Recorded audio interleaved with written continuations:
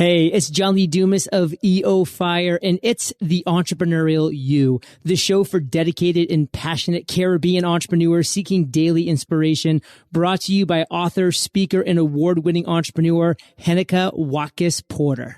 You must be prepared to ignite. Hey everyone. Hello. How are you doing today? It is a brand new day and I'm so grateful, and I trust you are too. I'm Heneka Watkis-Porter, the host of the Entrepreneurial podcast and of course TV show, although we are on a season break right now. A very warm welcome to our new listeners and a very big, huge, humongous shout out to our dedicated listeners who tune in week after week after week after week. You know that you are the heartbeat of this community.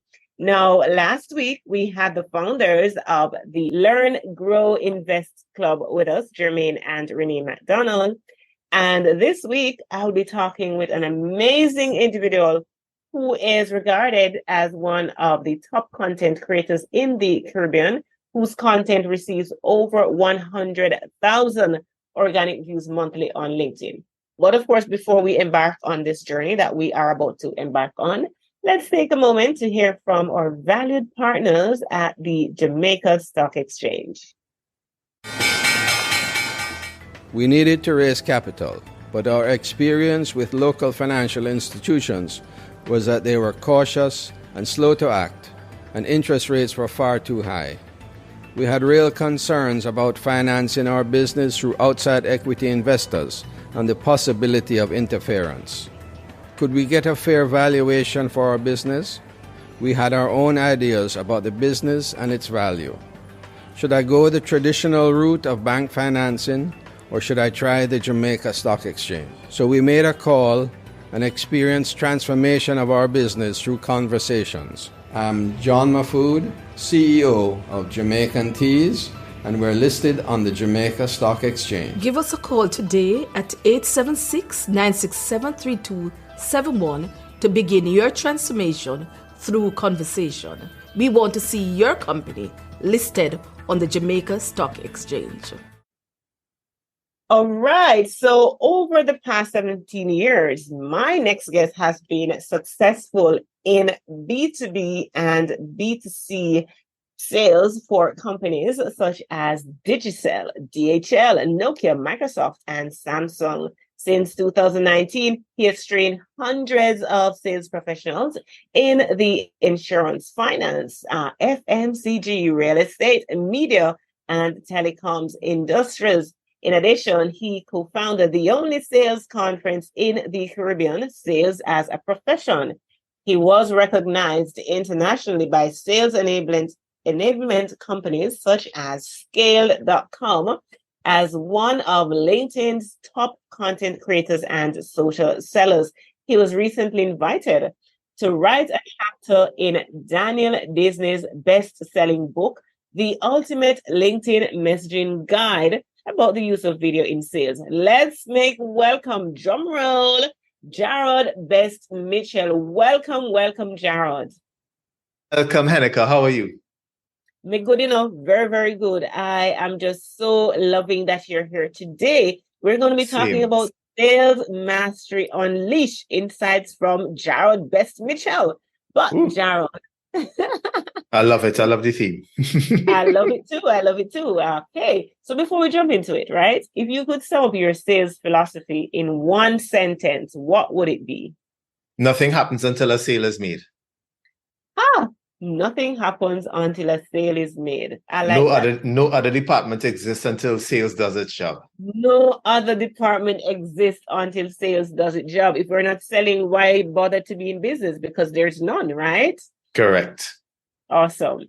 Now, your journey, Jarrod, spans renowned companies like, I mentioned them in the intro, Digicel, DHL, Nokia, Microsoft, Samsung. How have these diverse experiences in B2B, both B2B and B2C sales, shaped your approach to sales training? I would say and give full credit to Digicel. Digicel gave me my foundation in terms of sales. And what I think it really did was stretch and push your creativity. And I use the analogy like I always thought about this in Digicel, and I use the analogy to this day. Digicel was the type of company would give you a glass of water to tell you go on out that building. That building is on fire. Here's a glass of water. And I always use the analogy to say a lot of people in sales always say they never get enough resources to do the job. But if you're really good in sales, your job is to be resourceful, not to depend on resources. So I always like to tell people that that glass of water could honestly be for the firemen on the job who need to get a glass because it's hot outside. It's not for the fire. You just need to be resourceful and understand where you need to allocate your stuff to get the best results. And Digicel really crafted my entire career and philosophy, even to this day. Like, I always tell people this, Digicel is like a boot camp. Like, we know this fact. Like, if you survive Digicel 3 to 5 years, you're great for your career. Because I know people who have like left Digicel and gone to like Amazon, Google, etc., and they say it's still not as fast-paced as Digicel. So I would give them all the credit, because working in those different types of jobs, it just really expanded my mind. And I'm an extremely creative person, so I could learn something from B2B and apply it to B2C and vice versa, or learn something from a totally opposite that industry and apply it to where I am. And I think that's what really brought a lot of my success. Mm-hmm. Wow, that is interesting. I would never have thought that, it could be, that kind of a culture at Digicel. It's a very good culture with regards to your career. It's what crafts what you do in your career. Right. So obviously, as I mentioned as well, you've trained, sales professionals from across all these various industries. Now, what are some of those common challenges that you observe, and how do you tailor your training to address the specific needs of each of these industries? Well, the fortunate thing is I customize all my training. So just today, somebody was asking me if I have like an online course, and I'm like, no, everything I do is custom. I've made attempts to create like packages. I know probably one day I'll do, but I haven't created something custom, because like I do stuff specific to each industry, to each individual, and stuff that I work with. So that's one of the good things. The challenge that I see a lot of sales professionals have is a couple of things. Number one, they don't believe in what they sell. That's their first downfall. So they go into a job just for a job's sake and not really to be like the evangelist for the brand. And that's something that has served me well in every company that I've worked in. The other thing that they're not doing, like especially because I work a lot in the insurance industry, they're not learning their craft. They're not becoming extremely knowledgeable in what they sell, so that they could beat the competitors and give their customers the most amount of knowledge whatsoever.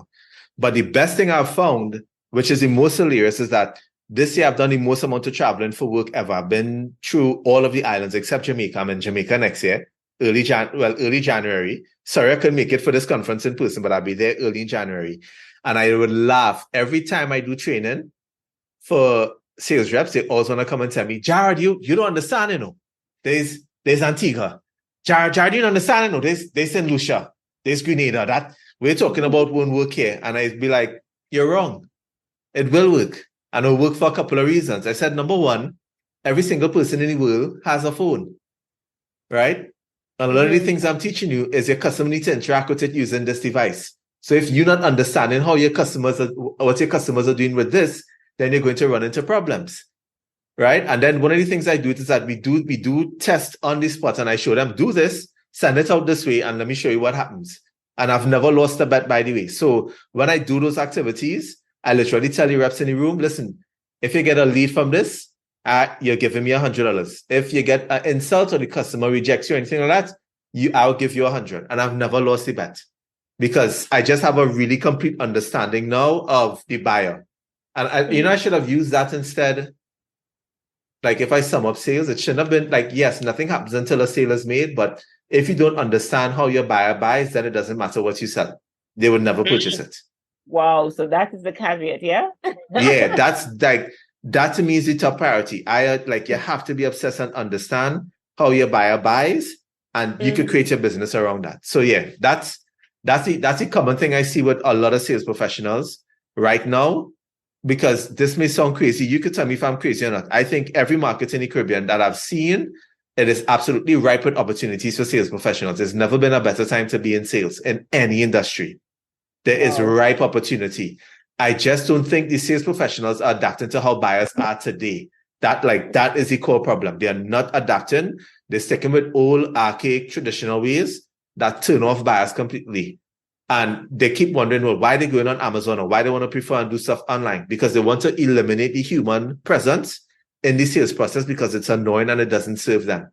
And if you're not serving your customers, you're not creating a good buying experience. Mm-hmm. All right. So you are so much in love with sales, obviously. It's your thing. You co-founded sales as a profession, that conference. Yes. With my very good friend. Yes. Who's your other the co-founder is my good friend Lyndon Braffett. And that came about by accident, which was fun.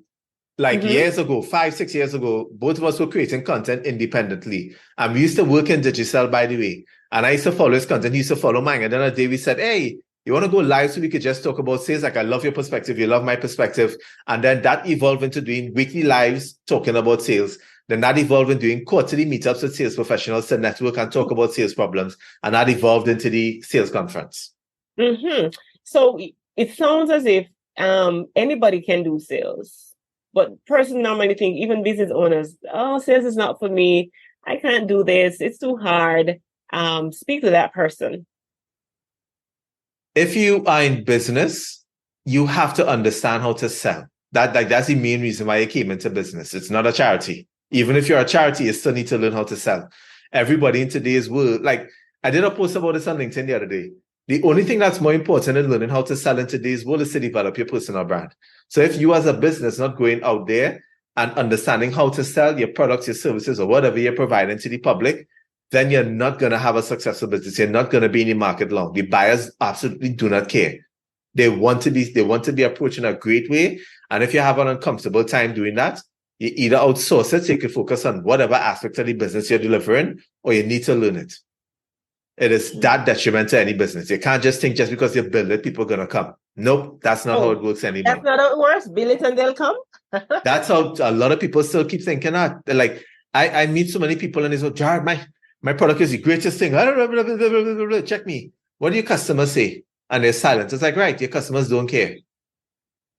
I was like, focus on what they care about. Because you wouldn't need me if it is your product is the greatest in the world, would you? I was like, something's wrong. I was like, so let's talk to the customer and see what's happening. So you are the boss on LinkedIn. Social media is what you have it eating out of your hands. How has leveraging social media, and particularly LinkedIn, enhanced your approach, Jarrod, to sales and training? So I have this thing with me where I tell myself, do one thing. Like if you figure out something that works, do it, and it served me well. And very early on, I recognized that nobody else was doing stuff on LinkedIn. So I want to give you an analogy. Let's just think of the most prime real estate in Jamaica, like the best place to live, right? Think about if you could have gotten that for free. And when you get it, everybody could see it. But the only problem is you didn't build a house. You just put up a fence and that was it. That's what LinkedIn is. LinkedIn is prime real estate where everybody sees you, but nobody's building a house. So everybody just went on and created standard and generic profiles. And early on, I realized, oh no, it's content. Like I could share what I know about sales. I could share what I don't know about sales. I could share my experiences because other people aren't doing it. So I'll give you another analogy. If you're performing at Sting on the stage, isn't everybody looking at you? That's what LinkedIn is. There's so few content creators. So by the way, LinkedIn is going to cross 1 billion users this year, and less than 1 to 3% of those people actually post content. Think how crazy that is. Wow. So if you post, you are going to be the center of attention because nobody else in your industry is posting. And even if they have people in your industry who's posting, there's still so little. Your market is starved for the information. That's the only reason why I'm creating content. It's because nobody's creating the answers in a Caribbean context. We are seeing too much foreign salespeople talking, and like nothing wrong with them. I love them. There's some amazing ones who I've met, but we need a Caribbean perspective for every single industry that we have. And I'll tell you this from a LinkedIn perspective. I'm shocked at how low it is in Jamaica because given to me how Jamaicans are the most expressive people I think they are in the Caribbean, I would honestly thought I'll see more content creators like that on LinkedIn from a business standpoint. Yeah. And I think that may be a deterrent because just this week I was talking to somebody who said the thing of, well, LinkedIn is a professional platform. And I said, no, LinkedIn is a business platform. There's a difference. If you have a business, it should be on LinkedIn and you should be talking about it. Because one of my projects for next year is to bring a nail technician and a hair technician on LinkedIn and make them get sold out with clients talking about hair and nails. Because that, I think nobody's creating that type of content. And that to me is like super, super, super important for the industry. It's super important for your business because here's the key thing. I create the content. I think last time I checked, I'm at 1.3 million views for the year so far. So I'm about 10% above compared to last year. I do no prospecting. All my business is inbound. All my business comes at the buying stage. Nobody's comparing me. Nobody's asking me to evaluate anything. They come to me and say, Jarrod, I understand what you do. Here's the context of my organization. How can you help us? All through content. So if you're listening, I want to give you this simple advice. If you're being asked a question by your customers, that means 100 people need the answer. You cannot talk to 100 people, but your content can. That's all I'm doing. That's my strategy. I'm just answering questions. Listen, I'm listening to you now, Jarrod, and I'm thinking, oh my gosh, I absolutely now need to rethink how I have been engaging LinkedIn. Because like you say, it's just prime real estate that we're not taking advantage of. I mean, yes, I engage and I post that stuff, but I need to now be a little more strategic. This conversation has convicted me. So I'm looking at your profile now. Hold on. Let's put you on the spot. I'm looking at your profile. Yes, do that. I'm open, yes. Okay, drop your profile picture down so it's more centered. Right? Shrink the banner so where your picture could be on the right-hand side versus behind your profile picture because it's blocking you. And it's important to have your, like, just yesterday I was talking to another client who profile optimized. It's important to have your picture on the banner, especially for what you do and in your profile picture. That's your branding and your visibility. The headline is good. Utilizing the video. By the way, don't delete the video that you have on your profile picture. LinkedIn stop that feature. So if you delete it, you can't put one back on. Oh, Lord. Okay. Yeah. So don't delete it. Right. Don't put links in your post. So LinkedIn reduces how much. I'm just lazy why I do that. Yes. Right. But LinkedIn, when you put LinkedIn is very, very strict. Not strict, but they don't like people going off the platform. So any links, they immediately reduce the content from people seeing it. So like what you should be doing is that every week, every time you have a podcast host, you're supposed to be posting a short little bit of the clip and the episode as a voice note or a song wave for like people to listen to. And then what you should be doing is directing people to say, if you scroll back to the top of my profile and they click that, you could go and listen to the latest podcast episode. So I would even change your website name like how it is here from saying the Heneka Watkis-Porter to, you could change it to a customized wording to say, listen to my latest podcast here. And it should be changing that. It should be changing that all the time, especially if you have a big episode or a big guest. Right.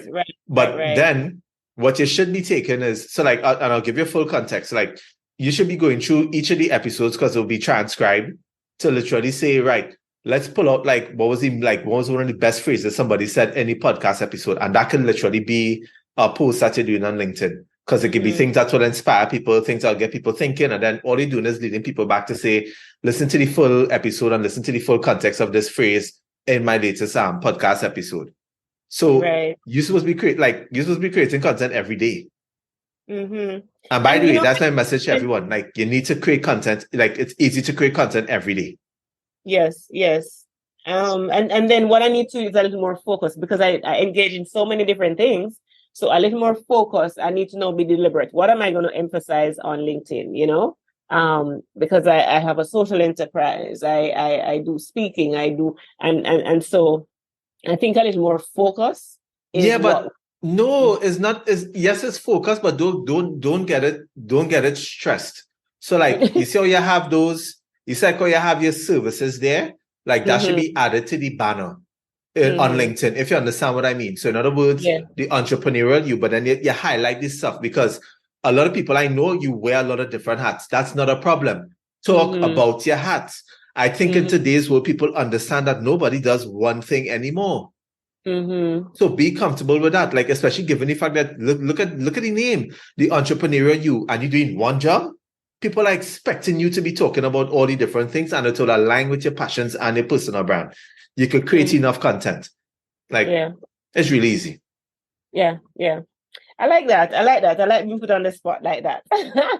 Thank you. Thank you, But I love Jarrod. it. Yeah. I would put, for example, I would put keynote speaker like at the bottom of your LinkedIn banner, like edit it so people could see it and keep it more to the bottom right. Like I'll put keynote speaker, talk about Leadercast Kingston if you wrote books as well. Right. So you could put author, courses, etc. Like you could put those things to people, and that's essentially a hat that highlighting what you do. Right. Yeah. Excellent. Awesome sauce. All right. It's easy. So yes, indeed. I am excited to hear more from you, and we are going to be sharing stage on one of my friends' our conference coming up, the Learn Grow Invest conference that they're having. It's hosted by Learn Grow Invest founders Jermaine and Renee McDonald. So let's talk a little bit about that, and what can what pulled you into want to be a part of it, and what can participants expect to hear from you, Jarrod? Personally, I said yes because it's Jermaine. Yes. Like there was no other reason. Jermaine could have said, Jarrod, you want to come and skydive? I'll be like, yeah, but no parachutes. Yeah, that's no problem. It's Jermaine. Like, I'm good. Yeah. Not a problem. Yeah. But again, what I'm really focused on is talking as much as I can to help to let people realize the impact and the power of creating content, because it's make a remarkable impact on my business. And I always tell people, look at what I do as an individual. Imagine if you as a business do this type of content. Like I have done about 300 videos already for the year. Wow. Like people need to understand, like there's a massive impact that creating content does in your business. It not only establishes you as the thought leader for your space, it establishes your individual personal brand, which opens up even more opportunities, and it just fast tracks your pipeline and your sales. Like it just speeds up your sales cycle. So my thing that I'm going to be talking about for persons is why they need to start creating content from today. And I'm very big on this. And I have to get a t-shirt printed on this. I have a saying too, which I always tell people: a picture no longer paints 1,000 words, video does. Okay, then. All right. Because nobody, like, video is the fastest way to build your brand, and it's the fastest way to build trust among strangers. And the fact that we're all on our device, and at some point, every single person is going to look at a video. The question I keep asking persons is, how are you influencing your customer in that buying cycle?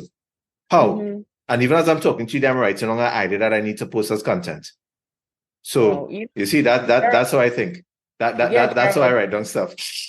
But Jarrod, I'm listening, and I'm thinking to myself, there's just so much potential the Entrepreneurial You has. And of course, it's also a TV show, and it's seasonal, right? So it's not every time that we have, video content. But I have almost been resisting doing video. Why? Podcast. You know why, Jarrod? Let me tell you why. And I think this could be the challenge with a lot of persons. Wearing so many hats, right? You have all these hats that you wear. And you think to yourself, oh my gosh, it takes a lot as a woman in particular, because you have to come. I just feel like I need to do the whole makeup thing. I need to Yes, do you do. Yes, if that's part of the brand, yes. And then what you need to do is pick a day in the week and take 3 hours and record all your content that will either last for a month or it will last you for the week. So you have to make it a priority. It cannot be now that, I have to do this. It should be switched to the mindset of, I get to do this because now my customers are going to see me showing up for them. Now it means that somebody who didn't think of using me for an event heard my tone and my voice and said, yo, Heneka, are you interested in talking to us and our clients? Like they won't get that if it is that they keep seeing pictures. Yeah, so true. You're right. They have to see and hear you. And they have to see and hear you. And here's the thing, Jarrod, and I know as we're having this conversation, I know that the person are going, yeah, me too. Like, I love doing videos. I really do love doing videos, right? But when I'm not the director, when I'm not the makeup artist, when I don't have to find my own wardrobe, because when you go on TV or you do things and whatever, all those things get done for you, and it's fine. But the minute now it comes on to, I'm gonna have to get my wardrobe and produce and stuff, that is where it gets a little tricky for me. But I'm going to take your advice, shift my perspective. But take my advice on this. Don't don't spend too much time producing content, spend more time creating content. So what I mean is producing content means a studio, ring light, professional camera. Creating content means you pick up your phone and you shoot. And you have like a basic wireless mic or even your wired mic, and you can create that content. I think that's where a lot of people and a lot of businesses get taken aback from. So notice what I said. I'm not saying don't produce your content, don't do professional stuff, but all of the content that you could create and talk about your business and services could be done straight from your phone. You do not need to be producing it so much, because when you're producing it, you're telling yourself, I had to do a script, and I had to do this, and then edit it, and then this, and then it gets too complicated. Your audience wants information now. They want information now. Like, that's where that's it. That's it. Listen, I just pick up my phone and do videos. That's literally just what I've gotten accustomed to. My phone takes video in 4K. It goes, it does 1080p. The quality is excellent. All I focus on is I focus on making sure the audio is good, which I think you'll appreciate from a podcast standpoint. And then I make sure and focus that the message is impactful for the audience. Yeah, absolutely. Because at the end of the day, nobody's going to say, white, like for me, white isn't shave or this or yada yada. In the case of a woman, I don't think they'll mention too much about your makeup. I think a lot of women are happy when they see people being real to themselves, because it makes them feel less insecure. So if you show up as you, your audience is going to appreciate it. And it works in many ways. So like for me as a guy, what's funny for me, like, because I'm obsessed with the color yellow. That's one of the things, right? Like, yes. no, like everything is yellow, like everything. You see the keyboard? Everything. Oh my God, yes, everything is yellow. My mat, everything. So here's the thing. Like, when they see me do a video and they don't see a yellow shirt, the pants and the sneakers are always yellow. Some people don't know that. So like, it had a time I was on a call with one of my clients, like it was one of the first times when we was talking, but she knew me for that, but she didn't know the pants and everything. So a day I'm on a call and I'm wearing this black and white shirt, and she's like, Jarrod, where's the yellow? I was like, I have one up, it's on my pants checker. Stand up, I want to see. Because they expect it. That's what you want from your audience. Like, you set the bar where they look forward to it. And the thing is, what I could guarantee you is that when you start creating the content, the day you stop being consistent, you're going to piss off your audience. People are going to message you and be like, Heneka, where's my video? I look forward to your video. Where is it? And you might be thinking the whole time, well, nobody taking this on. Oh, they're taking it on. They want it. They love the information. And we keep devaluing how much knowledge that we have that will be impactful for people who are listening, because we breathe it every single day and we think that everybody should know, and they don't. You need to start talking about it. You need to start putting your business out there. You need to start talking about your products or services. It's not boasting. You're helping other people. Yes. Interesting. You are so correct. So looking forward to hearing you at the Learn Grow. Yes, I'm upset I can't be. It's 100% virtual, or is in person too? No, it's hybrid. So yeah. I wish I could have been there in person, but I have to fly at midnight on the 3rd. So even though I'm flying with somebody, so I can't like just take the connect from Jamaica to where I need to go. So I had to get back to Trinidad, and I checked the flights. I don't think I'll get it there in time. So like, I'm heartbroken, but I know I'll be in Jamaica next year. So early next year in January. So once we get the time, we'll definitely meet up. Oh, absolutely. So Grow Your Wealth 2023. And then we speak on that same conference, and we link up in January when you're here. All right. Yes, so definitely. Let's just wrap your final thoughts as it relates to sales, and just how persons may get in touch with you, Jarrod. My final thought with regards to sales, I'll say this. If you have people on your team who are comfortable, as in they're not pushing sales, you need to fire them, because they're leaving market share on the table. And there's too much opportunity out there for you not to have somebody who wants to squeeze every drop of juice out of the market for you, because they're profiting as well. So I would say that's something I've been seeing. But overall, you need to listen to your buyer. If you're not spending time talking to your buyer, the people who buy your products or services, or who you want to buy your products or services, it doesn't matter what you sell, you'll struggle. If you're looking to find me, just type in Jarrod Besmichel online on Google. You'll find my website. You'll find all my social media presence. JarrodBest-Mitchell. They all go together. It's a nice trio of a name. Look for me. You'll see me online, but I'm incredibly active on LinkedIn. There's probably only 6 hours of the day when I'm actually not on it. That's when I sleep. So once you message, you're guaranteed to get a response. Awesome. Thank you, Jarrod Best Mitchell. I love it. I love the name. Love, love, love it. Love what you presented. Love you. I've just met you. Love you. Thank you so much. Thank you. And I want persons who are listening to this, you need to be at this conference. It's going to make an impact. You hear the word wealth, not riches here. Wealth. Yeah. That's a long-term goal that we have. We not only want to make money now, but we want to make money for ourselves and our future generations. So this is the conference that you need to be at.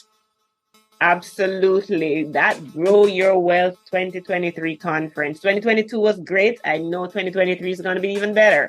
Yes. All right.